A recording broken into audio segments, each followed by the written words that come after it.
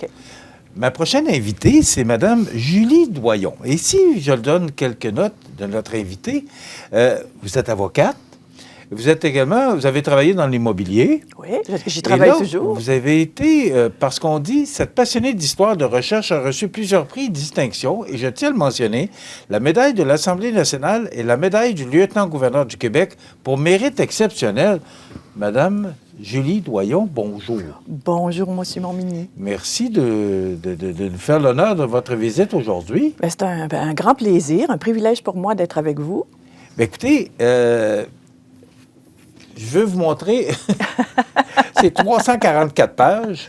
Alors, on aura l'occasion on peut pas, on va essayer de résumer, là, parce que c'est quand même un livre qui est volumineux. Qu'est-ce que c'est que Mission New Liverpool?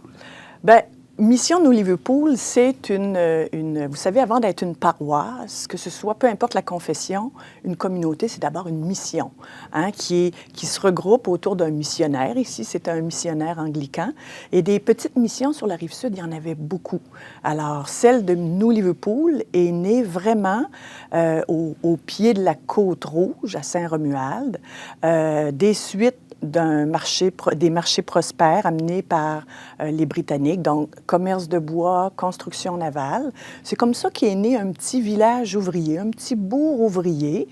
Et là, on parle début des années 1900. Et par la suite, bien, il va y avoir la construction d'une église. Donc, c'est ça, une mission qui va devenir une paroisse un peu plus tard, mais pour une très brève période, de 1872 à 1893. Ils vont être enfin une paroisse distincte. Mais finalement, ils vont être une mission presque toute leur vie, d'où le titre. Il s'appelle comment, cette paroisse-là? Aujourd'hui, ça fait partie de Saint-Romuald. Maintenant, ça n'a jamais existé civilement ou légalement.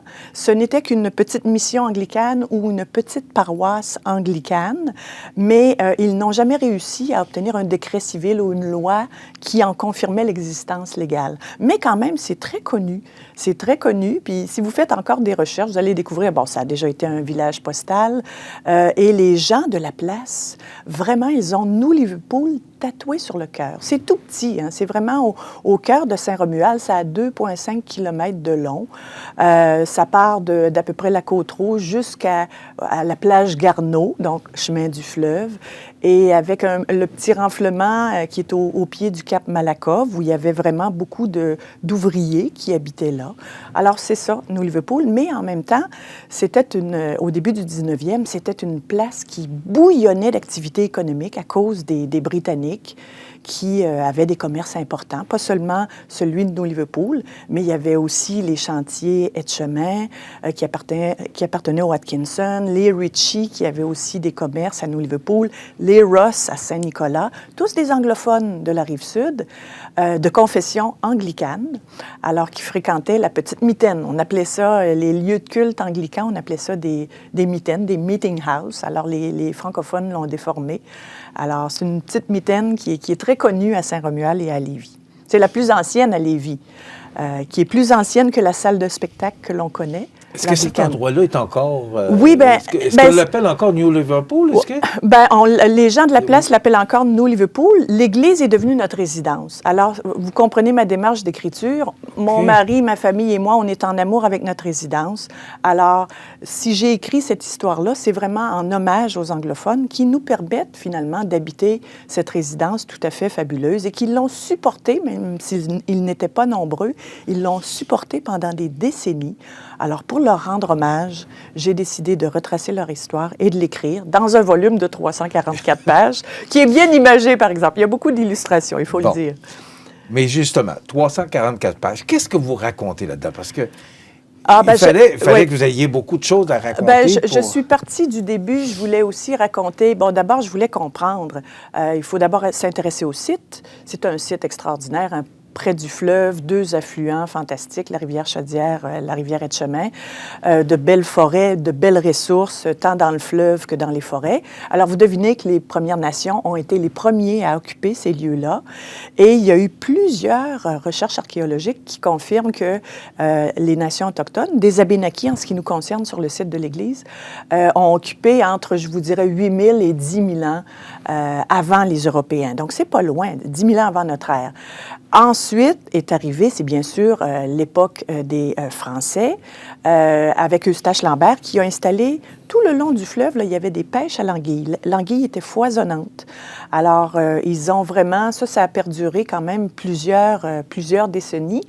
Mais c'est vraiment sous l'ère britannique, après la conquête, au début du 19e, quand Napoléon a imposé un blocus continental pour nuire à la Grande-Bretagne, qui était une grande puissance commerciale. Alors, la Grande-Bretagne a été obligée de se tourner vers ses colonies pour aller chercher son précieux bois, entre autres, ne pouvait plus s'approvisionner dans les pays qui étaient autour de la mer de la Baltique. Alors, c'est comme ça que la Grande-Bretagne vraiment s'est tournée vers sa colonie et est venue, si vous voulez, exploiter nos richesses. Il y avait beaucoup de richesses, beaucoup de main-d'œuvre, et ils ont installé, pas juste à New Liverpool, mais à plusieurs endroits au Québec, des chantiers de commerce de bois, des chantiers de construction navale pour, naturellement, alimenter l'Angleterre, qui était une grande puissance navale à l'époque. Ça prenait du bois pour construire les navires, notamment. Est-ce qu'il faut faire un lien avec la Davie? Ah ben oui, la Davie, effectivement, qui était plus à l'est du côté de Pointe-Lévis, du côté d'Aubigny, a été formée au début du 19e siècle, exactement. Est-ce que ces gens-là ont à voir? Oui, j'en fais mention, effectivement. Monsieur Davie, son épouse, c'est intéressant, c'était des presbytériens. Elle était de confession anglicane. Et d'ailleurs, c'est moi qui ai réussi à retracer sa sépulture, qui avait jamais été découverte par d'autres chercheurs, parce que le registre était dans les archives anglicanes à l'Université Bishop. Alors oui, ces presbytériens-là ont aussi eu un rôle important.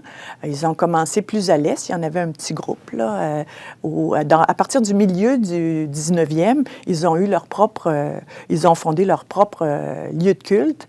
Et il va y avoir aussi d'autres confessions, des méthodistes là, qui vont s'installer. Donc, c'est assez fascinant de voir comment ces anglophones-là ont eu beaucoup de lieux de culte sur la Rive-Sud, juste dans le doyenné de Lévis, qui incluait la seigneurie, qui partait de, on va dire, Lobinière, la Beauce, jusqu'à Rivière-du-Loup. Il y avait 28 lieux de culte anglicans. C'est pas rien. Toutes des petites églises qui se ressemblaient souvent.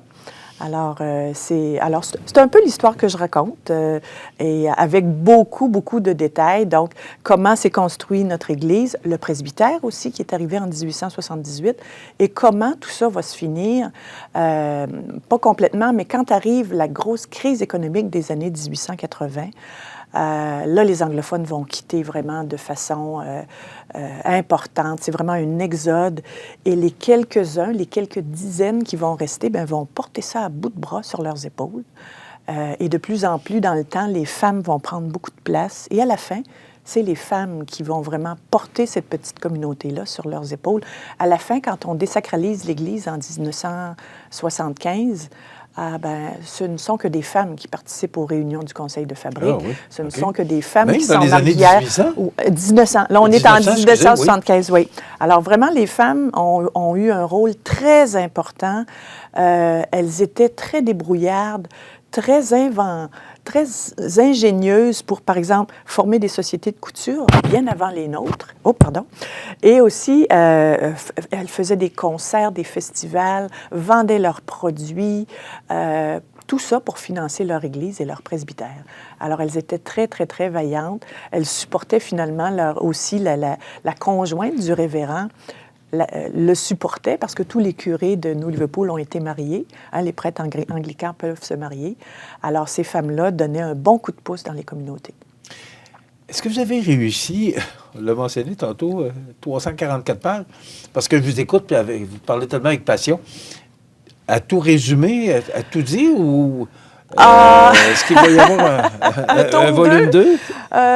Un tome 2, je ne le sais trop. Nous verrons où l'aventure nous mènera. Est-ce que vous avez pu résumer? Parce que, à un moment donné, c'est plusieurs années d'histoire. J'ai forcément résumé, mais je voulais vraiment suivre cette petite communauté-là par décennies. Et pour vous dire aussi, il y a effectivement un tome 2 que sont les annexes qui sont disponibles en ligne. Alors, la petitesse de la paroisse m'a permis de dresser la liste des personnes baptisées qui se sont mariées et qui ont été enterrées à l'église. Et il y a de magnifiques photographies que je n'ai pas pu mettre dans le volume parce que certaines me sont parvenues trop tard. Alors, celles-là sont disponibles en ligne. Alors, est-ce qu'il y aura une suite, un tome 2, une réédition? Bien, ça dépend de l'accueil des gens, mais déjà, les gens l'accueillent très favorablement. Alors, je suis assez ravie. Bon, vous l'avez dit, vous n'êtes pas auteur, vous êtes avocate ou à la retraite.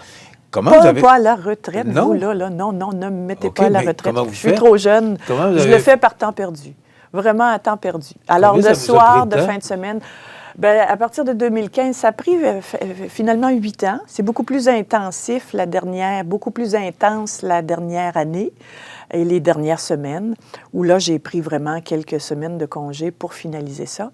Mais non, j'ai vraiment fait ça de soir de fin de semaine. Mon mari est heureux de me récupérer, tout comme les enfants, parce que j'ai passé beaucoup de temps, effectivement. La pandémie a aidé, par exemple. C'est la recherche. Il y a beaucoup de recherches là-dedans? Oui, beaucoup de choses se font en ligne. Nous avons des ressources fabuleuses maintenant. Bibliothèque et Archives nationales du Québec, il faut le dire, vraiment, permettent des recherches en ligne dans toutes sortes de fonds et aussi dans les journaux d'époque. Ça, c'est vraiment une grande richesse. Et toutes nos institutions nationales, que ce soit le Musée de la civilisation, les musées des beaux-arts, au Québec, mais aussi ailleurs au Canada. Tout ça est en ligne. Beaucoup de choses sont en ligne, pas tout. Donc, ça nous permet, dans le confort de notre foyer, de faire des recherches vraiment heureusement, parce qu'avec la pandémie, on ne pouvait plus aussi aller sur place. Il y a des choses qui ne se consultent que sur place parfois, les fameux actes notariés, qui sont écrits en petites pattes de mouche. Mais ça, il faut se rendre sur place à BANQ, fouiller les greffes de notaire. C'est assez passionnant. C'est très long, par exemple. C'est très long à faire. Est-ce que cette expérience-là vous a appris... vous parlez de ce petit coin de terre-là, mais est-ce que, dans vos recherches, ça vous a permis de découvrir d'autres... D'autres des gens ou de découvrir découvrir des... Je n'arrête pas d'en découvrir. Justement, une des choses... Ça veut dire qu'il y a beaucoup d'histoires comme ça. Ah oui, puis moi, j'ai lancé beaucoup de pistes dans mon livre parce que je ne pouvais pas tout fouiller, parce que mon livre aurait eu 500 pages, mais il y a effectivement beaucoup de pistes que j'ai laissées. Est-ce que c'est moi qui les poursuivrai? Est-ce que d'autres le feront? Et j'ai mis beaucoup de références aussi pour aider ceux qui voudraient aller plus loin, parce que il ne faut surtout pas recommencer ce genre d'ouvrage-là. Il faut partir de là et aller toujours plus loin. Mais oui, j'ai fait des découvertes fabuleuses. Et les gens qui achètent le livre me parlent de choses que j'ignorais. Par exemple, quelqu'un me disait qu'il y avait un commerce juste en face de l'hôtel de ville de Saint-Romuald qui était un commerce du docteur de la famille Bergman, des Juifs qui avaient un espèce de magasin général. J'ignorais complètement cette réalité-là. Alors, c'est vraiment plein de faits comme ça, nouveaux, qu'on découvre. Et peut-être qu'on écrira la suite de l'ouvrage sur Saint-Romuald, écrit par Benjamin Demers, qui s'est terminé en 1906. Mais ça va prendre toute une équipe pour le faire.